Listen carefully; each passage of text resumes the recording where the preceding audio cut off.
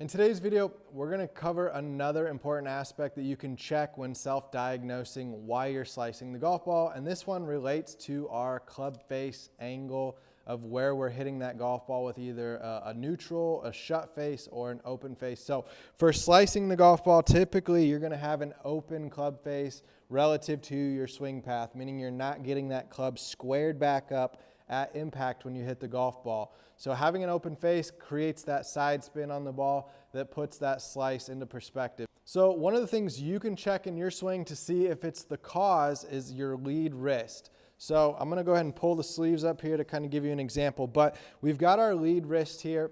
And if I had my wrist and my hand perfectly straight with my forearm, so we've got this nice straight line, right? Now if I start to push this hand down, we call this bowing of the wrist. If I start to push it backwards, it starts to cup the wrist. So now we've got this curve here called a cup. And then we've got neutral. So bowed would be kind of bringing the palm towards your forearm this way, versus cupping is the backside of your hand going towards your forearm. All right, so now that we know the terminology, what happens if you're slicing the golf ball is it could be this lead wrist is cupping when you get to the top of your backswing, and it's cupped on the way down to the swing. All right, so as I turn back here, you're going to be able to see the down the line shot. Right now, I've got a pretty flat left wrist, but if I wanted to cup that wrist, what's going to happen is that's going to manipulate the face here. So you can see how the face rotates, right? So if I just hold this club out with just one hand here, and I start to bow my wrist, what happens when I bow the wrist? You're going to notice that club face is actually shutting. It's actually pointing towards the ground. But if I start to cup my wrist, the opposite happens. The club shaft starts to rotate more to a weak position, causing the face to open up and point more up towards the sky.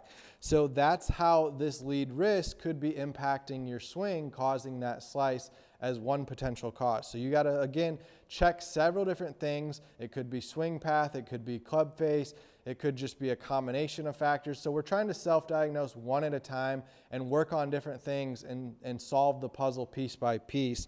So again, to know if this is what's happening in your swing, you're going to want to pull out that video recorder and actually set it up and record your swing and look at it in slow motion to see what you're doing. So as we turn back again and we get to the top of the backswing, I want to try to feel like I'm bowing my wrist before I start my downswing and bring the club back to the golf ball. So just do some slow swings where you pause and start from the top and then try to swing down to the golf ball and feel like you have that bowed wrist. And that's going to help get that face a little bit more closed at impact. So do some dry swings for a little while first before you implement adding a golf ball into play.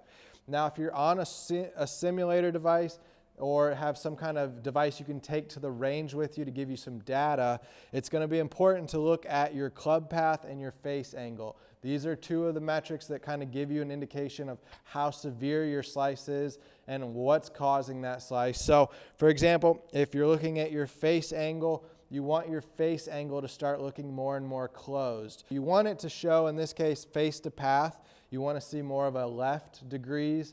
So I can see that my face is more shut relative to my path, and that's going to create more of that draw, that hook spin on the golf ball, as opposed to a slice where the face is more open relative to path, and that's what's causing it to go out to the right and have a slice on it.